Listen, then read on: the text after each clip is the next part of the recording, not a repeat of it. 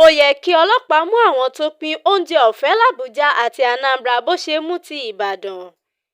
Ẹgbẹ́ ajàfẹ́tọ̀ọ́ ọmọnìyàn ti Mùsùlùmí tí àdàpè wọn jẹ́ Múríkì ti ké sí iléeṣẹ́ ọlọ́pàá láti fi ṣíkún òfin mú àwọn tó ṣe àgbékalẹ̀ ètò pínpín oúnjẹ ọ̀fẹ́ fún àwọn èèyàn nílùú Abuja àti Anambra níbi tí wọ́n ti tẹ àwọn èèyàn kan pa.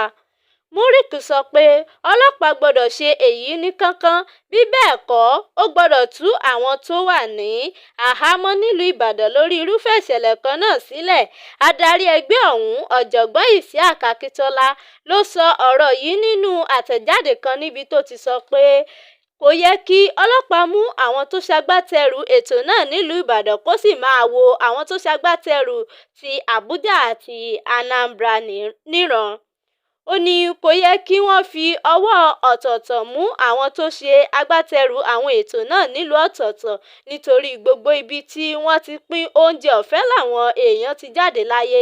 Tí ẹ kò bá gbàgbé, ọmọdé 35 ló jáde láyé níbi tí wọ́n ti lọ gbìyànjú láti gba oúnjẹ ọdún ọ̀fẹ́ nílùú Ìbàdàn lọ́jọ́rú tó kọjá. Nígbà tí yóò fi di òpin ọ̀sẹ̀ náà, wọ́n tẹ èèyàn 10 pa níbi tí wọ́n ti pín ìrẹsì ọ̀fẹ́ nílùú Abuja. Inú ọgbà ilé ìjọsìn Trinity Catholic Church tó wà ní Maitama ní ìṣẹ̀lẹ̀ ọ̀hún ti wáyé. Lópin ọ̀sẹ̀ kan náà ni wọ́n tún tẹ nǹkan bíi 20 èèyàn pa ní Okija nípínlẹ̀ Anambra.